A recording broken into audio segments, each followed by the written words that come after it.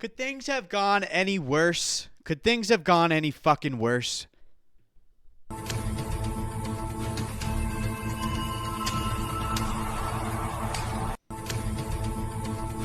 I mean, come on, guys.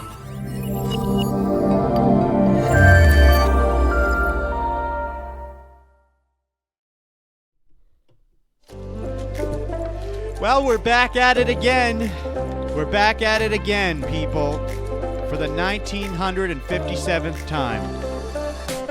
Welcome to the DynamiteGizmo podcast, everyone, episode 273.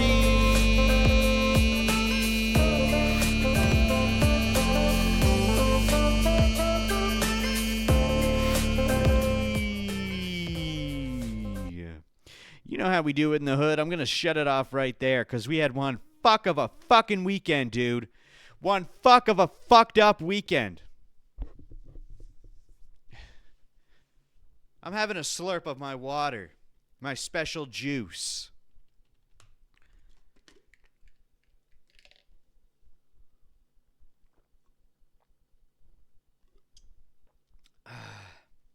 Hey, that's pretty good.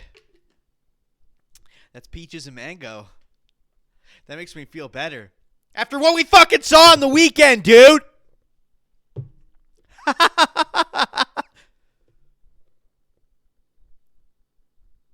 I'm not happy about it, but I'm over it. Okay? I was over it the second it happened. No, nothing we can do about it. Okay? We've only been waiting 900 years. We've only been waiting 2.5 years. Peppa Pig, chocolate Peppa Pig. Is that loud enough? Peppa Pig, chocolate Peppa Pig. Mother Babo, how you say that name? I am fine. I'm back. I got a bunch of new sound bites. Never ever believe yourself and give up. That's what Tom Aspinall says to the world. Never ever believe yourself and give up. No, I'm on Tom's side, guys. I'm on Tom's side. Listen to me. The eye pokes are a huge issue in the UFC, and this is no secret. And it happens every fucking card, every fucking week, dude. And it's an issue that some will consider that it absolutely can be fixed. And an issue in which people believe it absolutely cannot be fixed. Oliver, don't lick, please. And these people that are both involved in martial arts, in whatever asset it may be, whether it's people who cover the sport or actually practice themselves, when we look at the issue firsthand, it's immediately easy to just put blame on the fighter for keeping their hand out and open and moving towards their opponent's face. But it's not always that simple. Or is it? Some argue it is that simple. And more specifically, I'm talking about Jim Miller. And he has talked about this in the past, and now he's coming out and talking about it again.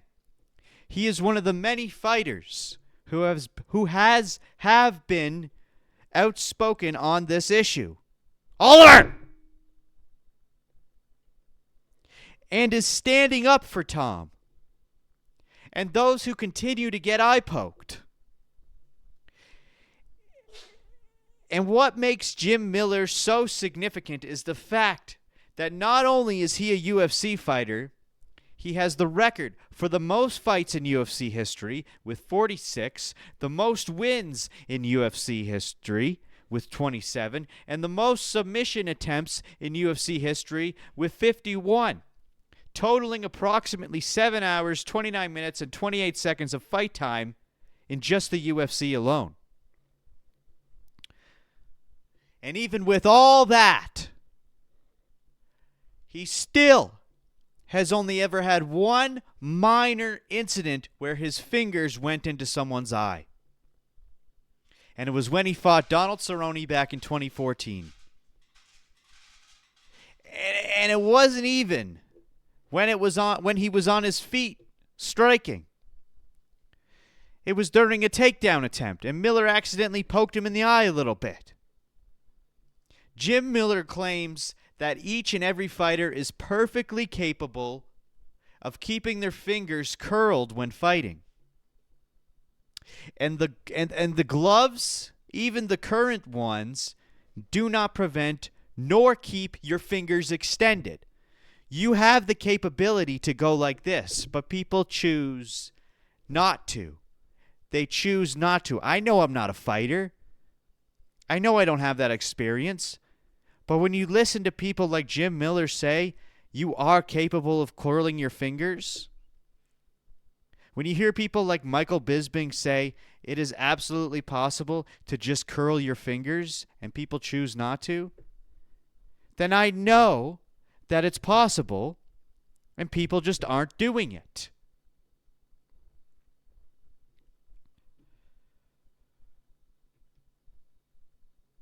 No secret. I've got hours inside the octagon wearing these gloves. It's not the gloves. Look, I can close my fist. I can bend the ends of my fingers without the glove even moving. So if it was the glove that held my hand open, I could still go like that. But like most of these eye pokes, it's like that. My hand's not getting held open like that. Are you fucking kidding me? What causes the eye pokes is that little bitch inside that's like being passive and avoiding the fight and not being aggressive. And that little voice needs to get punished by an immediate point being taken away. And in my opinion, a portion of the purse. And then I think you would see him stop real quick because it's not the gloves. And this video, this was the original video that was created back in February of this year. Back then when we were talking about this shit. Still. It just continues to go on and on. And on. Now, the UFC itself even claimed to have tried to solve the issue last year. I don't know if you remember. But for a brief moment, they introduced that new style of glove.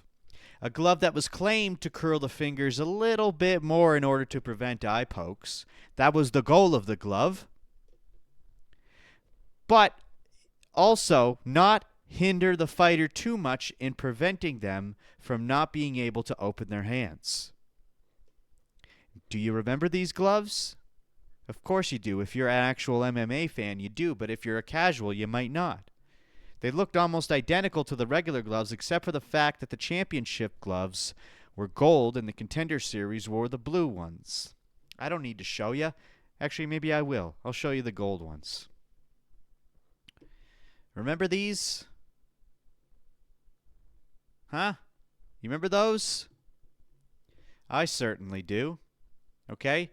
But it wasn't long after these new gloves were introduced that they were removed from the UFC entirely. They were introduced in April of 2024. Then they made their debut on June 1st of 2024. And then by November of 2024, right before UFC 309, John Jones versus Stipe Miocic, they were discontinued and not used in the UFC anymore. And it was speculated that John Jones was actually the reason that the gloves were discontinued because he didn't like the feel of them. Or maybe it was because of the fact that he wasn't able to perform his famous eye pokes himself. What is this?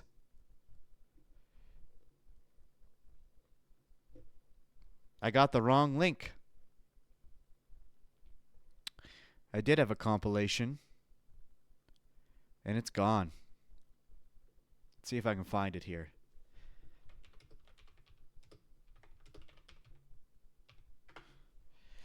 I don't want to wait for my lunch to get colder, but if I do, I'll surely be with you. I don't want to wait for my lunch to get colder.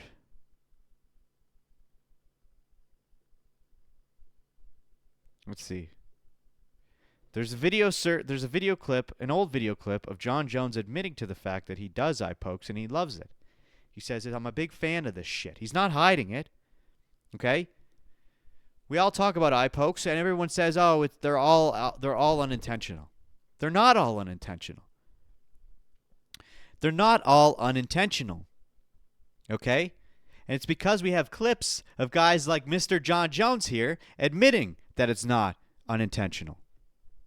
I do poke people in the eyes, and it's very illegal, but I do it. It's like if someone's coming at me, I'll just put my hand on their forehead, and a lot of times they end up missing the punch that was intended for my face, and sometimes it lands in people's eyes, and people hate that. They're like, "Johnny, you're a very talented fighter.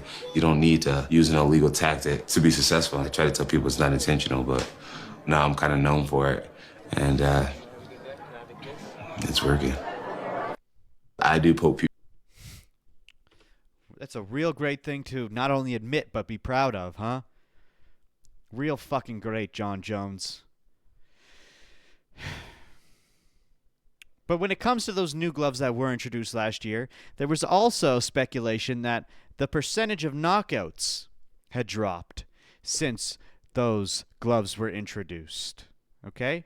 And Nathaniel White jumped on the mic himself to talk about them, right when he decided to switch them prior to UFC 309. Because there were a lot of complaints about. We originally created these gloves to stop eye pokes, and we had good intentions with them. They didn't work out. People weren't happy with them. So John Jones? I actually made the decision. Called our chief operating officer Lawrence and said, "I'm switching the gloves. I want new the old gloves back." So. Is it going to be the old gloves moving forward now? Yes. And last one from me. The new gloves are now the old gloves. Okay. Because. And that was just November of 2024. Very recently. They had a short run. Okay? So, and there never really was a real solid explanation as to why the gloves were removed, other than that exact statement that we got there from Dana White. That's all we got. Which, I mean, is pretty typical for Dana and the UFC. But then a few months ago, Khalil Roundtree was on the Joe Rogan Experience once again, and he was actually talking about those new gloves and how he was one of the main people involved in the creation and development of those. And according to him, the reason for the removal of the glove is completely different than what Dana had said. Okay?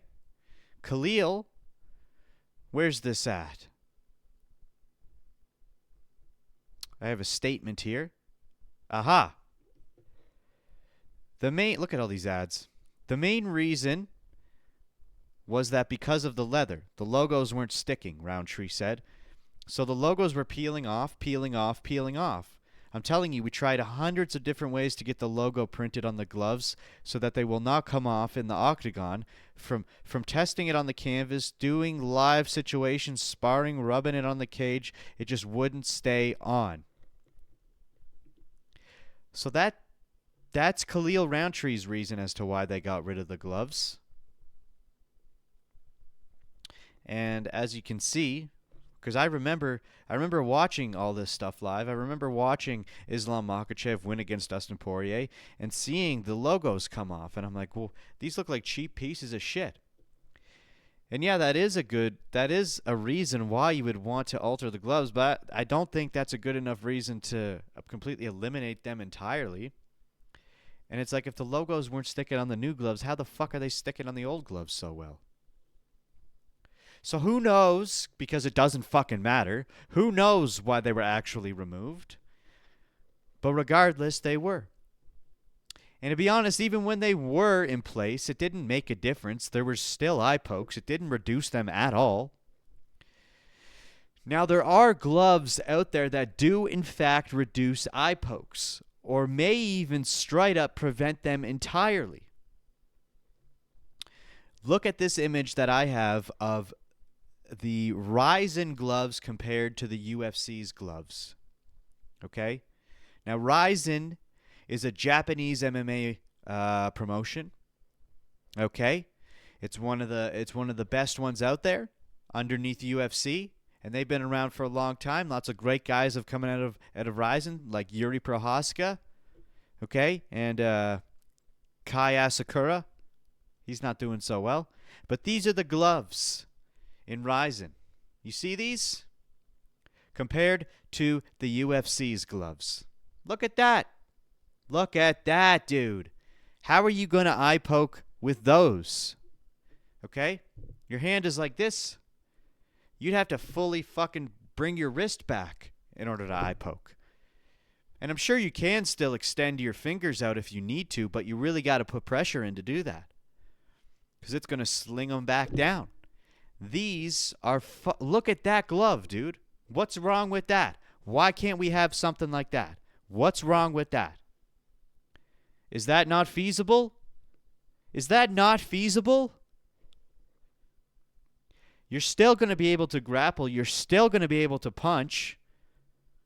You can still do everything that is necessary and have little to no eye pokes.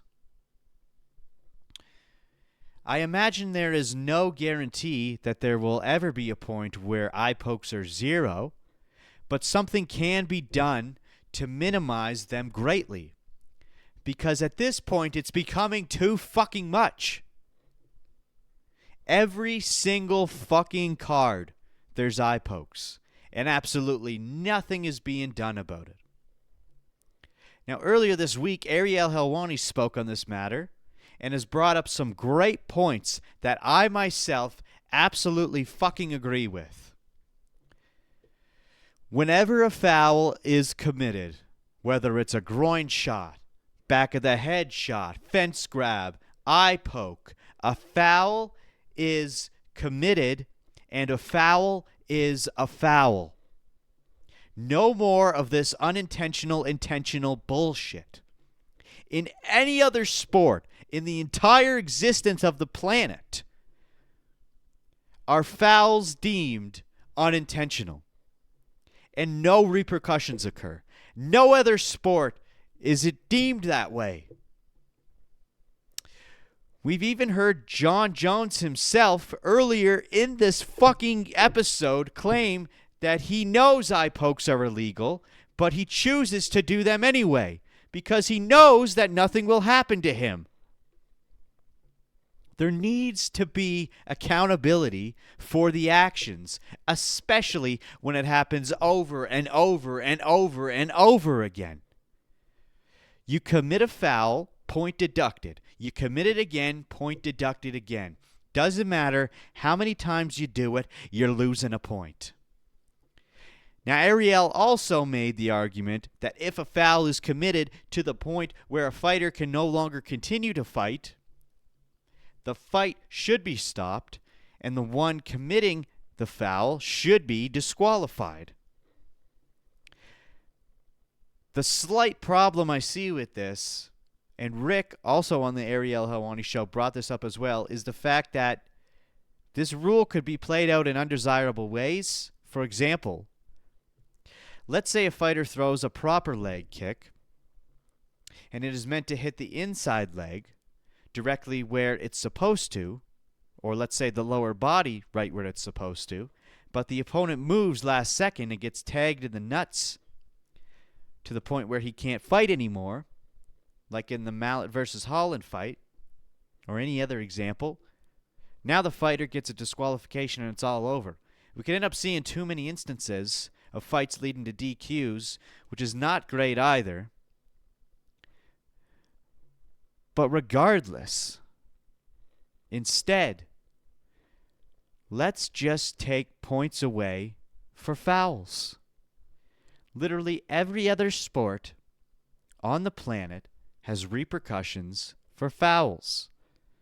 There is no discussion about whether it's intentional or not. A foul is a foul, and it should stay that way. And if they keep losing points, well, tough shit. Stop sticking your damn fingers out in people's faces. John Jones, Ciryl Gane, Nazardine Imavov.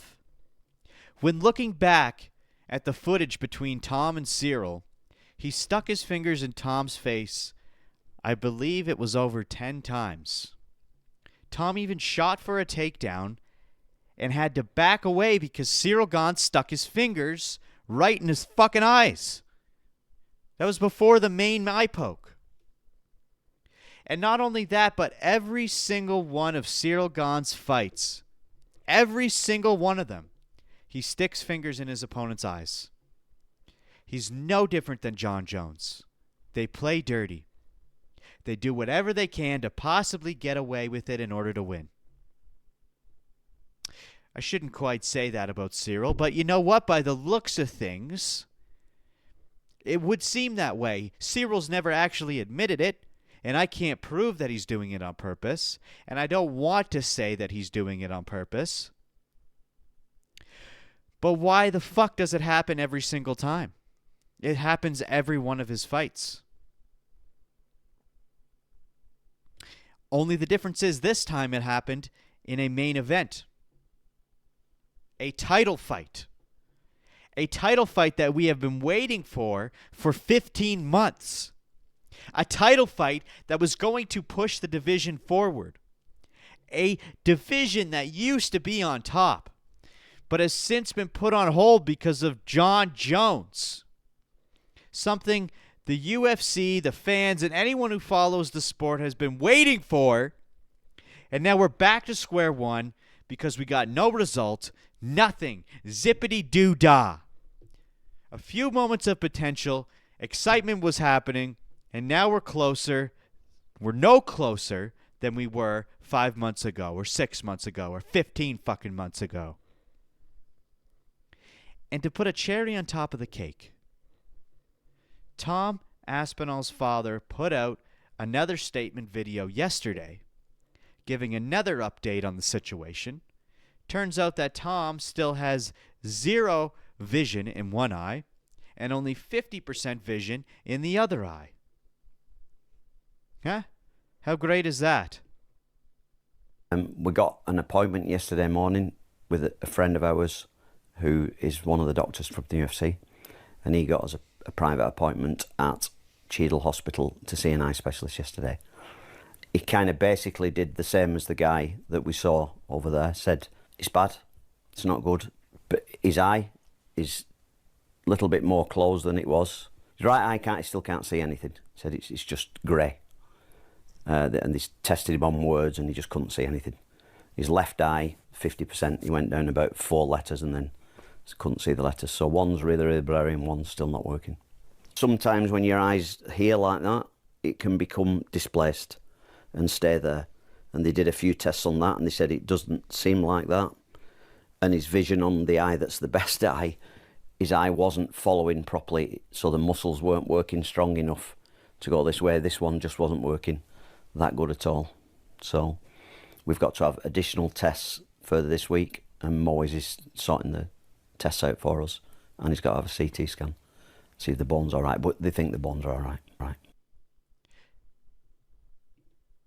Now imagine if Tom Aspinall and his father didn't put out these updates.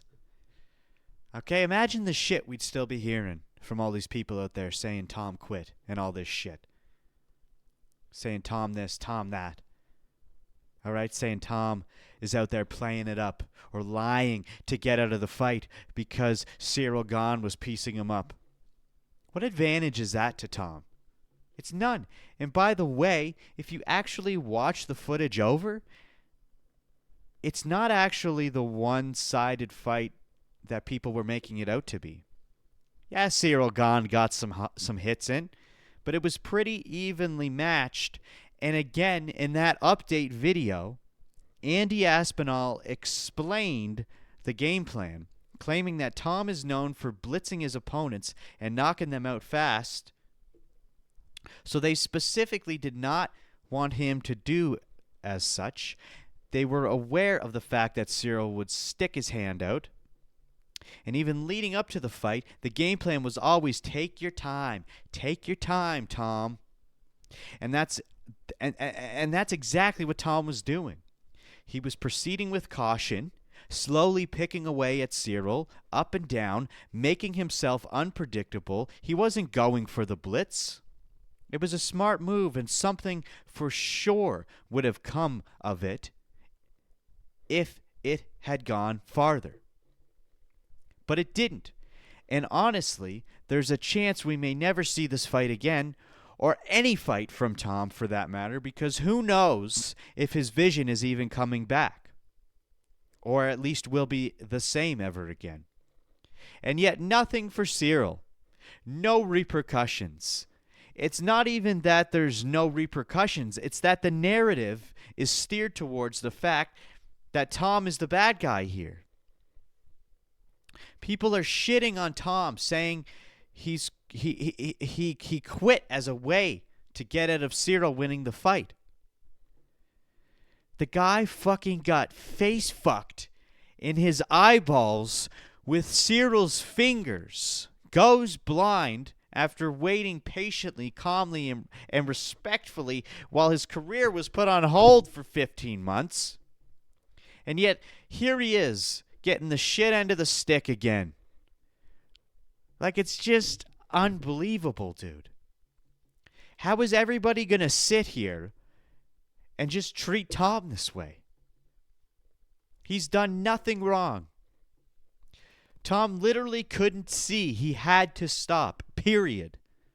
He did not quit because he felt like he would lose. He simply could not fight. He can't.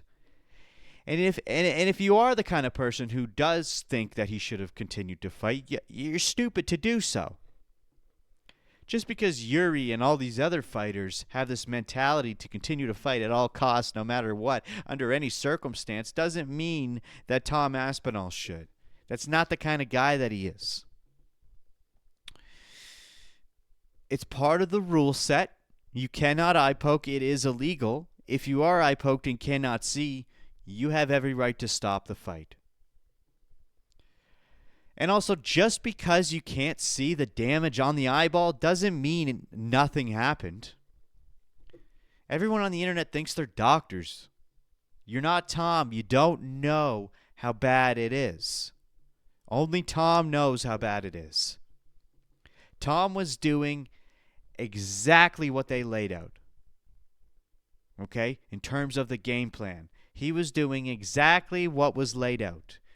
He's known for blitzing, so they knew Gane would know this, so they took their time, eased into the fight, not only to throw Gane off, but to show the world that Tom can hang in there for more than one round. He was just picking apart Gane slowly, up and down, doing things that nobody had seen Tom do before. And because he didn't get the job done in under 2 minutes, everybody was doubting him. Said he was shit. Said he was losing.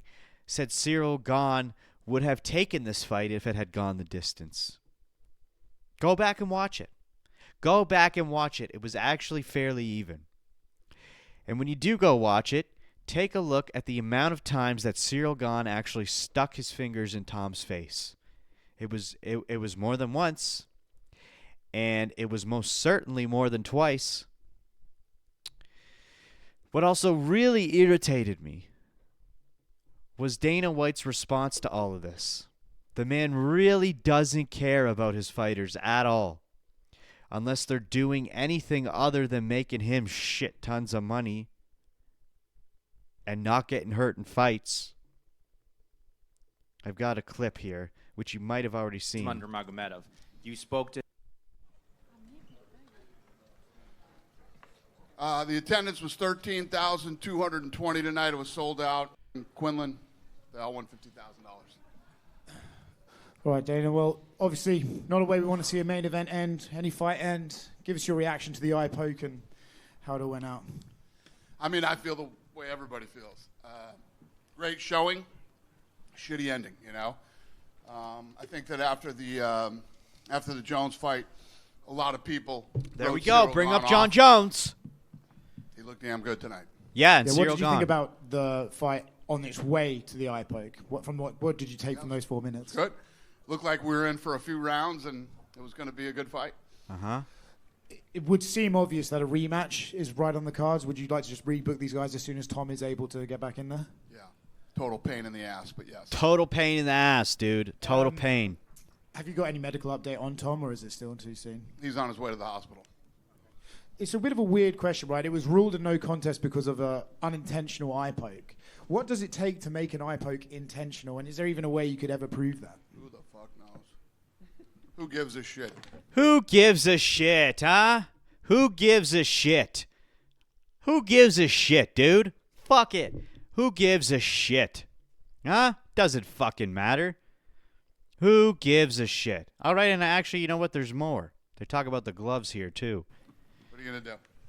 I know we, tried to do new gloves before, and that kind of didn't work out. Is there anything we can do to stop these eye pokes? Would you ever look at maybe trying to change the gloves again, or is it just part of the sport? Just shit happens. Yeah. I mean, no matter what you do with the glove, I mean, they're going to happen. Nah, dude, I don't believe that. Look at Ryzen. How many eye pokes do they have? How many eye pokes are there in Ryzen? Tell me. Go ahead. Look it up. But the thing is, the reason Dana is acting this way is not only because of the fact that Tom couldn't continue to fight. It's because of the fact that he knows what's in store for the future of Tom Aspinall. Andy was doing some interviews with the UFC media and was found claiming that he doesn't want to stay with the UFC. He wants Tom to finish out his final 3 fights on the UFC contract and then move over to boxing because there's way more money over there. Which is fine. Okay? Yeah, it sucks. I would love to see Aspinall continue to reign supreme in the heavyweight division for years and years to come in the UFC. But if that's what they want to do, if that's their plan, then fine. That's absolutely fine. Go for that. That makes sense. Go make the money. Do what you need to do. But why are you announcing it to the world like this? That was a huge mistake on Andy's end. Of course Dana isn't going to appreciate this. It's like the Francis Ngannou situation all over again, man.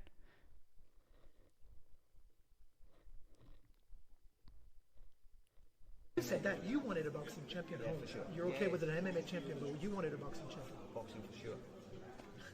The money is more money. Yeah. More money. Why not? Would that be an outcome for him? No.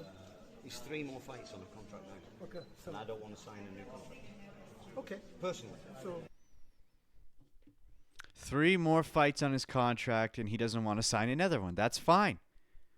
But why are you openly admitting this? That's just keep it on the hush hush, dude.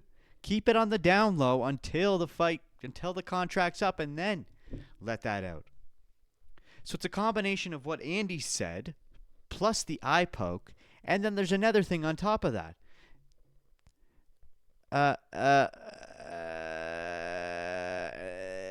It's because of the fact that even if Tom were to stay, let's say he didn't want to go to boxing, if Tom were to stay, he would still end up vacating the belt anyway because Ante Delija is rapidly approaching the #1 contender spot.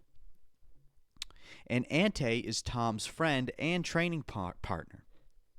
And Tom claims that if Ante gets a shot at the title, he will absolutely vacate.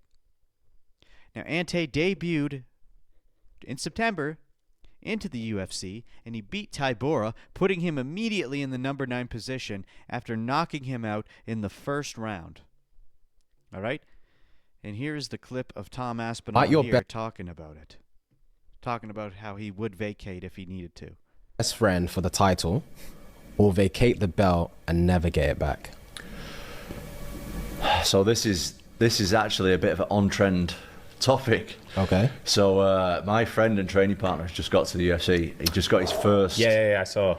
Win, and now he's in the top 10, which is like to get your first win. Into, like you just beat a guy in the top 10. Oh, sick! Oh, nice. So like he's potentially like 2 or 3 wins away from like a title shot. That's all good. Right. Okay. Cool. So yeah. Let's play out. Let's play out. How would this go? So the thing is, if I'd never won a title, I'd never touched gold before. We would have to fight because that's my dream. Yeah. But now I've done it, I would be like, I'll vacate it and he can have his time. Fair. Really? So if it comes to it, you're just not fighting him? I wouldn't fight. All right, so now Dana knows. Well, Tom's going to vacate if Ante Delija gets to the top, which is more than likely going to happen. And even when his 3 fights are up, he's leaving anyway. So there's 2 reasons to piss off Dana White there, on top of the eye poke where the whole main event had to be shut down. Okay? So I got to be honest, things are not looking up for Tom Aspinall right now. If the eye is fine, he comes back to fight Ciryl Gane, and let's say he wins. Now he only has 1 fight left on his contract. The first fight was the eye poke fight. The second fight will be that one, and then he'll have 1 left. And then what? He'll just vacate and go to boxing? Like I said, Dana knows this. And it isn't going to make, and Dana isn't going to make it easy for Tom if he knows he's just going to immediately abandon ship either way. He'll stretch the narrative so that people watching are not in favor of Tom whatsoever, knowing that he is not coming back. I mean, he's already kind of doing that. We saw in the post-fight presser when people are talking about Tom, asking questions about Tom, he pushes over Tom and immediately starts just glazing Ciryl Gane or saying how good he looked and then rambles on about John Jones. He's not happy with Tom. And it's unfortunate for nobody but Tom.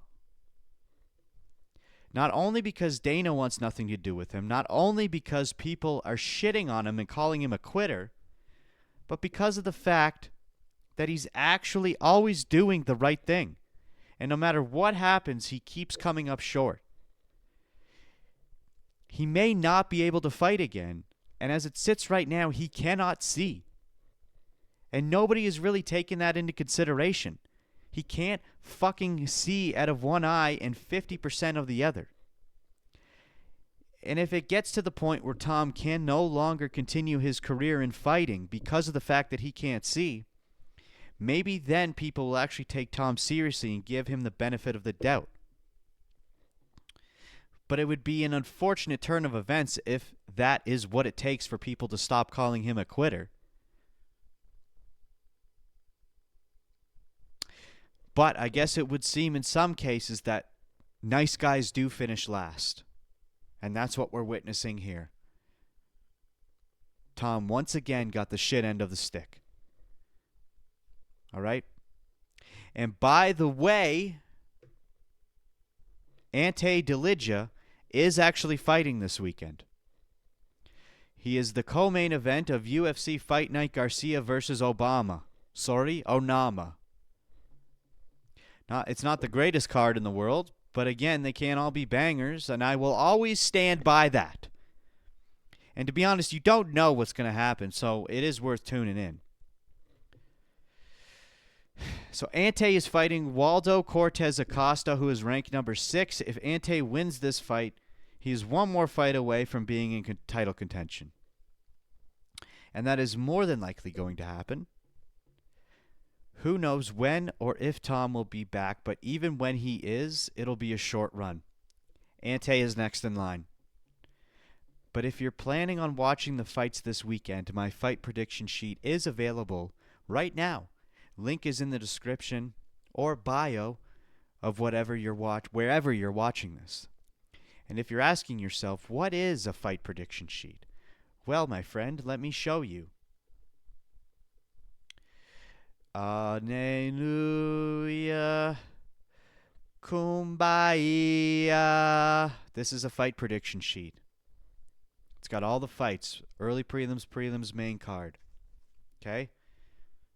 Let's zoom in. Let's zoom into Delija and Cortes-Acosta. You got the wake. You go through each fight. You check off vote for each fighter you want to vote for.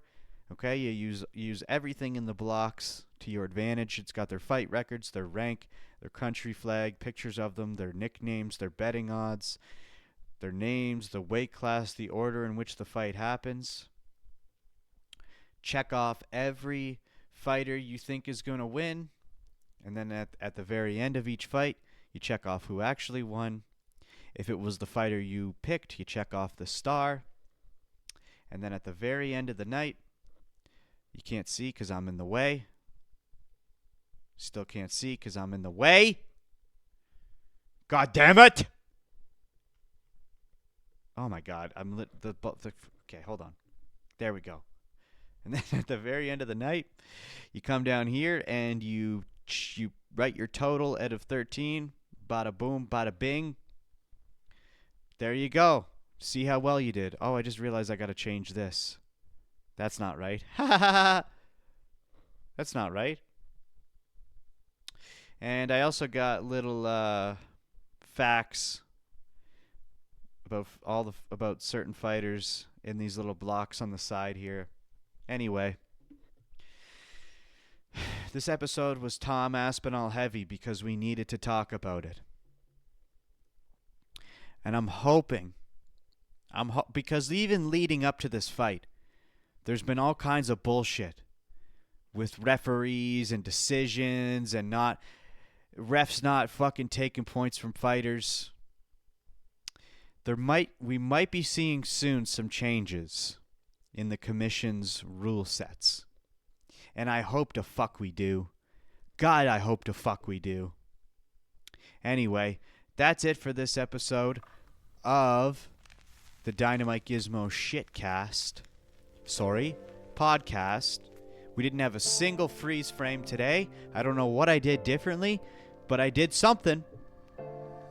Anyway, if you enjoyed this and you would like to see more, because I'm going to go until I reach 2 million episodes, please like, comment, subscribe, hit the bell. Okay. Bye.